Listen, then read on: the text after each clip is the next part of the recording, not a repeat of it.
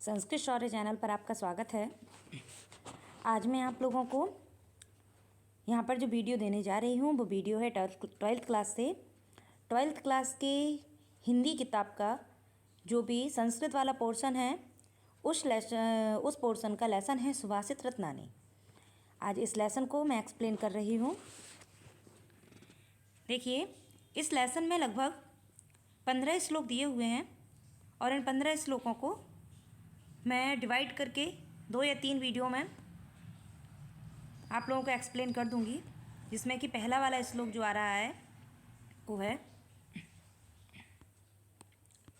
श्लोक है भाषासु मुख्या मधुरा दिव्या गीर्वाण भारती तस्या ही मधुरम काव्यम तस्मादपि सुभाषितानिम।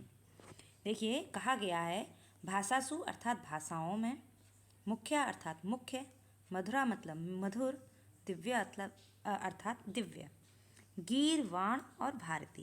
भारती कहा जाता है माँ सरस्वती को, भारती कहा जाता है माँ सरस्वती को।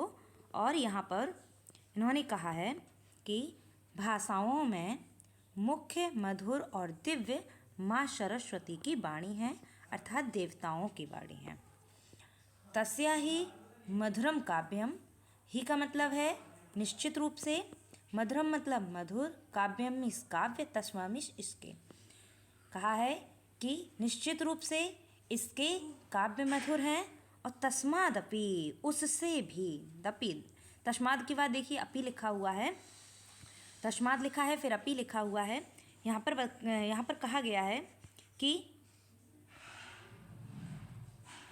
यहाँ पर कहा गया है तस्माद यानी कि उससे, अपि मीस भी, सुभाषितानिम, सुभाषितानिम यानी कि सुंदर उक्तियाँ या सुंदर भाषा या सुंदर वचन। तो ये कह रहे हैं कि उससे भी मधुर हैं इस संस्कृत वाणी के सुभाषितानी या इसके सुंदर वचन। फिर से देखिए, कहा गया है कि भाषाओं में मुख्य, मधुर और दिव्य माँ सरस्वती की वाणी या संस्कृत वाणी है, उससे भी मधुर हैं उसके काव्य, और उससे भी मधुर है सुभाषित रत्नानी या सुभाषितानी या सुंदर भाषा या सुंदर उक्ति। इसके बाद दूसरा श्लोक है, कहा गया है सुखार्थीना, दूसरे श्लोक में कहा गया है सुखार्थीना कुतो विद्या, कुतो विद्यार्थीना सुखम, सुखार्थी व त्यजेद विद्या, और विद्यार्थी व त्यजेद सुखम। देखिए, कहा गया है कि सुखार्थी अर्थात सुख को ग्रहण करने वाला, सुख प्लस अर्थी। देखिए, यहाँ पर दीर्घ संधि हो रही है। कहा गया है सुख को ग्रहण करने वाले को, कुतो मतलब कहाँ, विद्या अर्थात विद्या, तो सुख को ग्रहण करने वाले को विद्या कहाँ। फिर कहा गया है कुतो विद्यार्थी ना सुखम, विद्या प्लस अर्थी, यहाँ पर संधि हो गई। कहा गया है कि विद्या को ग्रहण करने वाले को सुखम में सुख, कुतो मतलब कहाँ। फिर से देखिए, कहा गया कि सुख को ग्रहण करने वाले को विद्या कहाँ, फिर कहा गया विद्या को ग्रहण करने वाले को सुख कहाँ। इसके बाद सुखार्थी अर्थात सुख को ग्रहण करने वाले को, विद्या मतलब विद्या का त्यजेद में त्याग करना पड़ता है, मतलब अथवा, और विद्यार्थी मीन्स विद्या को ग्रहण करने वाले को सुखम अर्थात सुख का त्यजेत मीन्स त्याग करना पड़ता है, और बा का मतलब है अथवा, यानी कि या तो उसे सुख का त्याग करना पड़ेगा या विद्या का त्याग करना पड़ेगा, इसीलिए यहाँ पर बा लगाया गया है। फिर से देखिए, सुखार्थी को विद्या कहाँ और विद्यार्थी को सुख कहाँ। सुखार्थी को विद्या का त्याग करना होता है और विद्यार्थी को सुख का त्याग करना पड़ता है। तो यहाँ पर 2 श्लोक हो गए। तीसरे श्लोक को हम देखते हैं।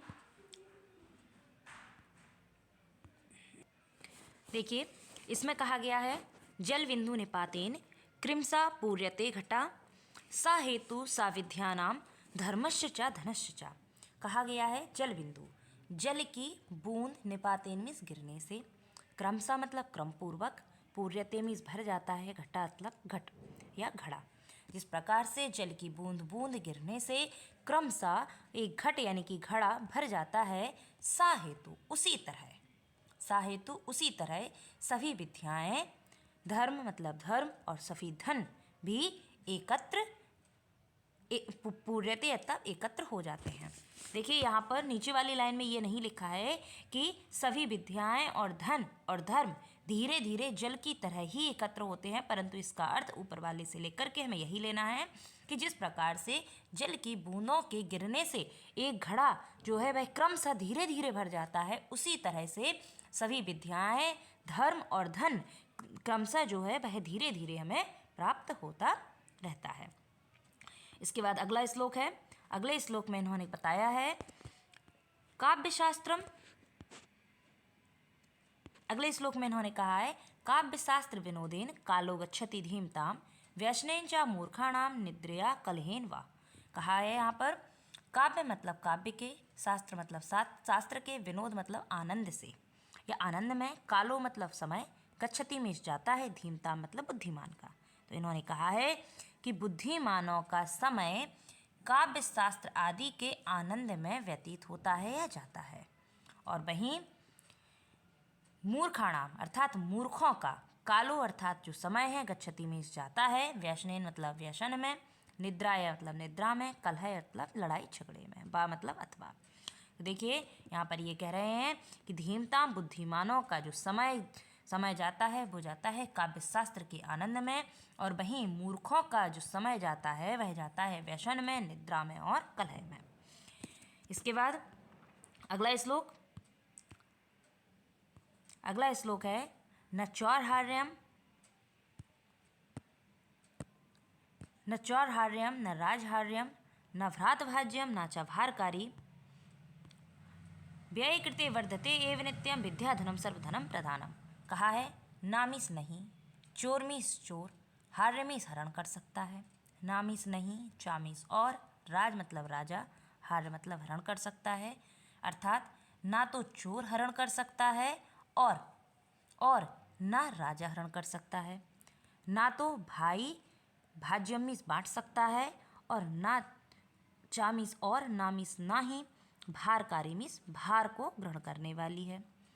व्यय मीस व्यय करने पर, व्यय कृत्य मतलब करने पर, वर्धते मीस बढ़ती है, एव मीस ही, नित्यम मीस नित्य।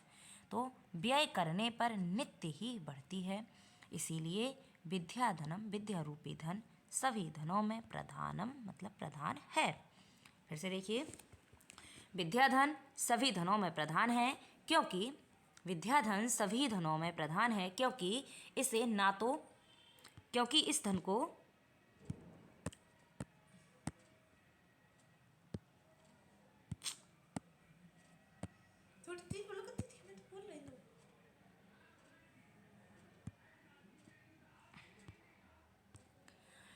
इन्होंने कहा है विद्याधन सभी धनों में प्रधान है क्योंकि इसे ना चोर हरण कर सकता है और ना राजा हरण कर सकता है, ना भाई बांट सकता है और ना ही ये भारकारी यानी कि किसी प्रकार के भार को धारण करने वाली है। व्यय करने पर यह नित्य ही बढ़ती है, इसीलिए विद्याधन को सभी धनों में प्रधान कहा गया है। यहाँ पर आपके 5 श्लोक हो गए हैं। 5 श्लोक के बाद आगे के जो श्लोक हैं वो आपको आपके अगले वीडियो में मिलेंगे, और आपके जो भी प्रश्न हों वो आप कमेंट में या फिर व्हाट्सएप ग्रुप में पूछ सकते हैं, और वहाँ पर आपके जो उत्तर हैं निश्चित रूप से मैं आपको वहाँ पर आपके उत्तर दूंगी।